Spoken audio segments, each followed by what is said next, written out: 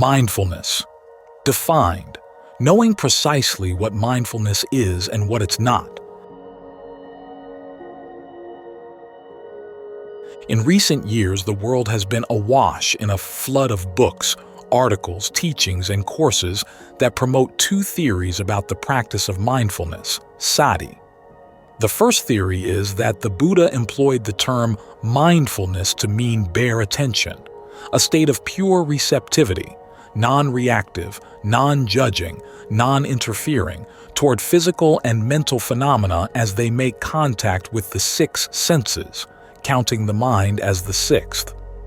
The second theory is that the cultivation of bare attention can, on its own, bring about the goal of Buddhist practice, freedom from suffering and stress. Even in non-Buddhist circles, these theories have become the standard interpretation of what mindfulness is and how it's best developed. Viewed in the light of the Buddha's teachings in the Pali Canon, though, these two theories are seriously misleading. At best, they present a small part of the path as the whole of the practice. At worst, they discredit many of the skills you need on the path and misrepresent what it actually means to taste awakening. The practice of mindfulness is most fruitful when informed by the Buddha's own definition of right mindfulness and his explanations of its role on the path. As he described the term, right mindfulness, samasati, is not bare attention. Instead, it's a faculty of active memory, adept at calling to mind and keeping in mind instructions and intentions that apply to your present actions. Its role is to draw on right view about the nature of suffering and its end, and to work proactively in supervising the other factors of the path, such as right resolve, right speech, right action, and right livelihood, to give rise to right concentration, MN 117. Then it builds on right concentration to bring about total release.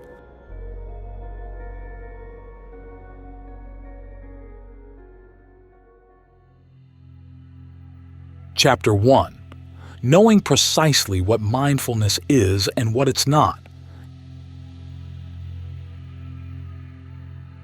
In the following passage, the Buddha defines sati as the ability to remember, at the same time illustrating its function in meditation practice with the four satipathanas, or establishings of mindfulness. And what is the faculty of mindfulness? There is the case where a monk, a disciple of the noble ones, is mindful, highly meticulous, remembering and able to call to mind even things that were done and said long ago. And here begins the Satipatthana formula. He remains focused on the body in and of itself, ardent, alert, and mindful, putting aside greed and distress with reference to the world.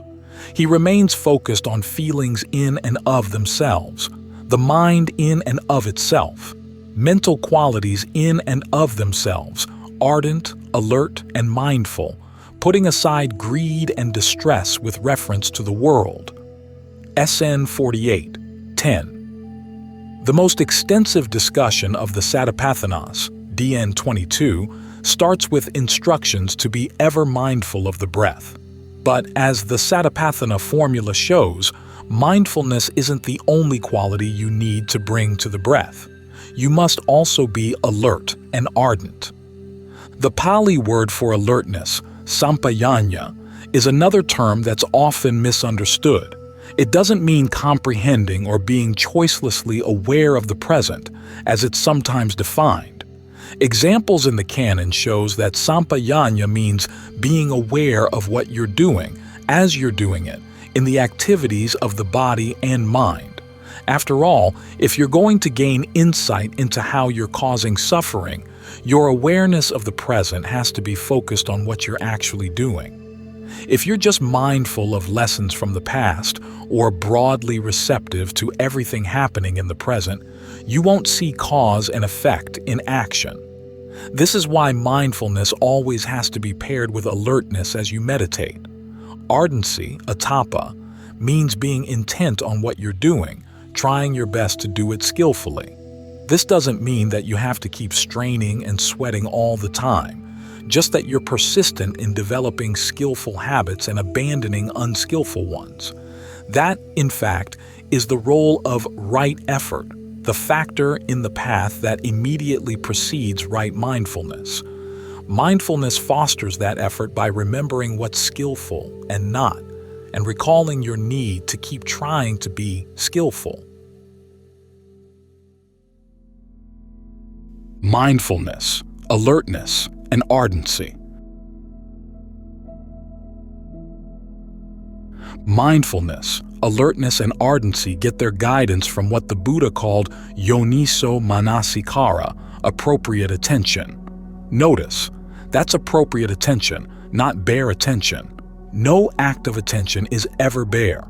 The Buddha discovered that the way you attend to sensory contact is determined by your views about what's important, the questions you bring to each experience, the problems you want to solve. If there were no problems in life, you could open yourself up choicelessly to whatever came along. But the fact is, there is a big problem smack dab in the middle of everything you do. The suffering that comes from misunderstanding what suffering is, how it's caused, and how it can be ended. This is why the Buddha doesn't tell you to view each moment with a beginner's eyes. You've got to give priority to the problem of suffering and keep an informed understanding of the problem and its correct solution always in mind. Otherwise, inappropriate attention will get in the way, focusing on questions like, who am I? Do I have a self? Questions that deal in terms of being and identity. Those questions, the Buddha said, lead you into a thicket of views and leave you stuck on the thorns, MN2. The questions that lead to freedom focus on comprehending suffering, letting go of the cause of suffering, and developing the path to the end of suffering. Your desire for answers to these questions is what makes you alert to your actions, your thoughts, words, and deeds, and ardent to perform them skillfully.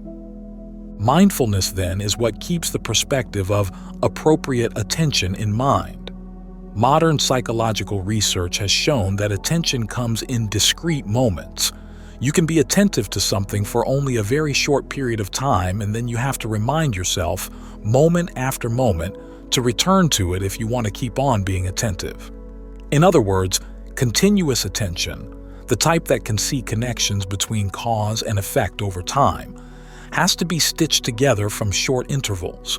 This is what mindfulness is for. It keeps the object of your attention and the purpose of your attention in mind. This is why an accurate understanding of mindfulness and its role on the path is not just a nitpicking matter for scholars to argue over. It has a genuine impact on how you practice. If you can't identify the differences among the qualities you bring to your meditation, they glom together, making it hard for real insight to arise. For example, one popular definition of mindfulness is that it is awakening, and that each moment of mindfulness is a momentary taste of awakening. But mindfulness is conditioned, and nibbana is not. Mistaking one of the factors on the path to awakening for awakening itself is like reaching the middle of a road and then falling asleep right there.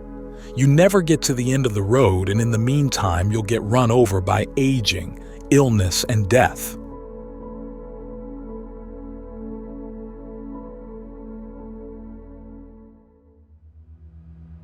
Chapter 2: Mindfulness in Buddha's Vocabulary.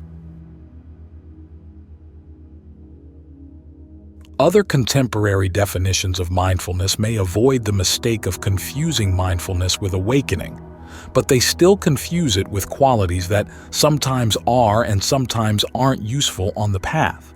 For instance, mindfulness is sometimes portrayed as affectionate attention or compassionate attention, but affection and compassion are not synonymous with mindfulness. They're separate things. If you bring them to your meditation, understand that they're acting in addition to mindfulness, because skill in meditation requires seeing when qualities like compassion are helpful and when they're not. As the Buddha says, and as most of us have experienced in our own lives, affection can sometimes be a cause for suffering, so you have to watch out. Mindfulness has also been equated with appreciating the moment for all the little pleasures it can offer: the taste of a raisin, the feel of a cup of tea in your hands. In the Buddha's vocabulary, this appreciation is called contentment. Contentment is useful when you're experiencing physical hardship, but it's not always useful in the area of the mind. In fact, the Buddha once said that the secret to his awakening was that he didn't allow himself to rest content with whatever attainment he had reached. N25. He kept reaching for something higher until there was nowhere higher to reach. So, contentment has to know its time and place. Mindfulness, if it's not confused with contentment, can help keep that fact in mind. Other popular definitions describe mindfulness as a type of non-reactivity or total acceptance. If you look for these terms in the Buddha's vocabulary, the closest you'll find are equanimity and patience. Equanimity means putting aside your preferences and accepting what you can't change. Patience is the ability not to get worked up over the things you don't like, to stick with difficult situations even when they don't resolve as quickly as you want them to. But in establishing mindfulness, you stay with unpleasant things not simply to accept them, but also to observe and understand them. Once you've clearly seen that a particular quality, such as aversion or lust, is harmful for the mind, it doesn't pay to keep developing patience or equanimity around it. You have to make whatever effort is needed to get rid of it and to nourish skillful qualities in its place by bringing in other factors of the path: right resolve and right effort. Mindfulness, after all, is part of a larger path mapped out by appropriate attention. You have to keep remembering to bring the larger map to bear on everything you do. For instance, you try to keep the breath in mind because you see that concentration, as a factor of the path, is something you need to develop, and mindfulness of the breath is a good way to do it. The breath is also a good standpoint from which you can directly observe what's happening in the mind, to see which mental qualities are giving good results and which ones aren't. Meditation employs lots of mental qualities, and you have to be clear about what they are, where they're separate, and what each one of them can do. That way, when things are out of balance, you can identify what's missing and can foster whatever is needed to make up the lack. If you're feeling flustered and irritated, try to bring in a little gentleness and contentment. When you're lazy, rev up your sense of the dangers of being unskillful and complacent. It's not just a matter of piling on more and more mindfulness. You've got to add other qualities as well. First, you're mindful enough to stitch things together, to keep the basic issues of your meditation in mind and to observe things over time. Then you try to be alert to see whatever else your ardency should stir into the pot. This process is a lot like cooking. When you don't like the taste of the soup you're making, you're not stuck with the single option of adding more and more salt. You can add onion, garlic, oregano, whatever you sense is needed. Remember that you've got a whole spice shelf to work with, and that the spices should be clearly labeled. If they're all labeled salt, you won't know which salt to use. And remember that your cooking has a purpose. Right mindfulness is supposed to lead to right concentration. We're often told that mindfulness and concentration are two separate forms of meditation, or even two separate paths to awakening, but the Buddha never made a clear division between the two. In his teachings, mindfulness and concentration are interwoven. Mindfulness shades into concentration. Concentration, in turn, forms the basis for even better mindfulness. The four establishings of mindfulness are also the themes of concentration, and the highest level of concentration is where mindfulness becomes pure. As a John Lee, my teacher's teacher, once noted, mindfulness combined with ardency turns into the concentration factor called vitakka, or directed thought, where you keep your thoughts consistently focused on one object, such as the breath. Alertness combined with ardency turns into another concentration factor, vicara, or evaluation. In this case, you evaluate what's going on with the breath. Is it comfortable? If it is, stick with it. If it's not, what can you do to make it more comfortable? Try making it a little bit longer, a little bit shorter, deeper, shallower, faster, slower. See what happens. When you found a way of breathing that nourishes a sense of fullness and refreshment, you can spread that fullness throughout the body. Learn how to relate to the breath in a way that nourishes a good energy flow throughout the body. When your sense of the body is refreshed, the mind can easily settle down in the present. You may have picked up the idea that you should never fiddle with the breath, that you should just take it as it comes. Yet meditation isn't a passive process of being non-judgmentally present with whatever arises and not adjusting it at all. Mindfulness keeps reminding you to stick with the breath in the present, but it also reminds you that there's a path to develop for good results in the future, and that adjusting the breath to help settle the mind is a skillful part of that path. This is why evaluation, judging the best way to maximize the pleasure of the breath, is essential to the practice. In other words, you don't abandon your powers of judgment as you develop mindfulness. Rather, you train them to be less judgmental and more judicious so that they yield tangible results.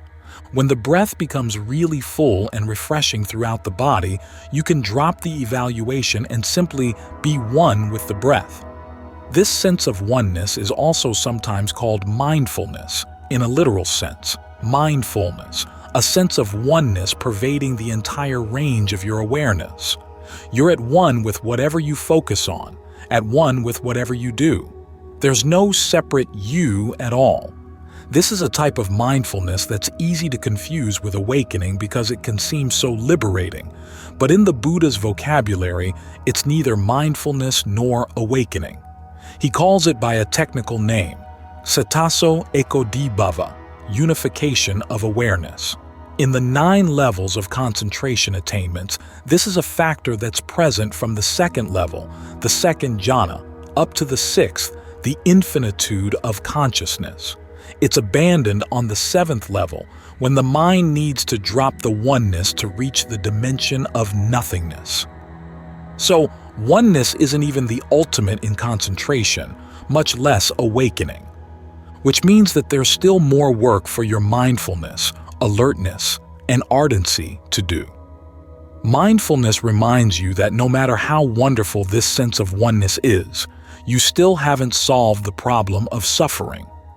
Alertness tries to focus on what the mind is still doing in that state of oneness, what subterranean choices you're making to keep that sense of oneness going, and what subtle levels of stress those choices are causing, while ardency tries to find a way to drop even those subtle choices to be rid of that stress.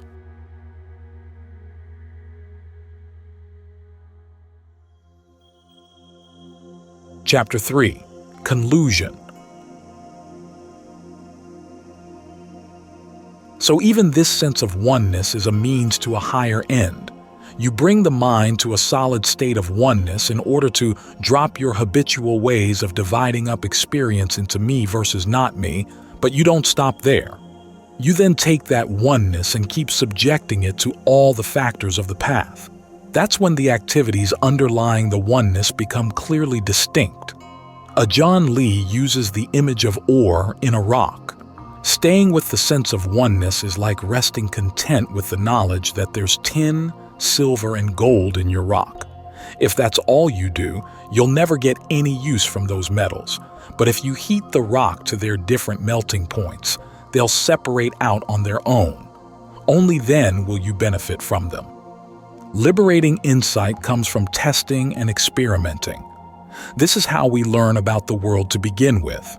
If we weren't active creatures, we'd have no understanding of the world at all. Things would pass by, and we wouldn't know how they were connected because we'd have no way of influencing them to see which effects came from changing which causes. It's because we act in the world that we can understand it. The same holds true with the mind. You can't just sit there hoping that a single mental quality, mindfulness, acceptance, contentment, oneness, will do all the work. If you want to learn about the potentials of the mind, you have to be willing to play with sensations in the body, with qualities in the mind. That's when you come to understand cause and effect. But apprehending cause and effect requires all your powers of intelligence. This doesn't mean book intelligence. It means your ability to notice what you're doing, to read the results of what you've done, and to figure out ingenious ways of doing things that cause less and less suffering and stress. Call it street smarts for the noble path. Mindfulness allows you to see these connections because it keeps reminding you to stay with these issues, to stay with the causes until you see their effects. But mindfulness alone can't do all the work. You can't improve the soup simply by dumping more pepper into it. You add other ingredients as they're needed. This is why it's best not to load the word mindfulness with too many meanings or to assign it too many functions. Otherwise, you can't clearly discern when a quality like contentment is useful and when it's not, when you need to bring things to oneness and when you need to take things apart. So keep the spices on your shelf clearly labeled and learn through practice which spice is good for which purpose. Only then can you develop your full potential as a cook.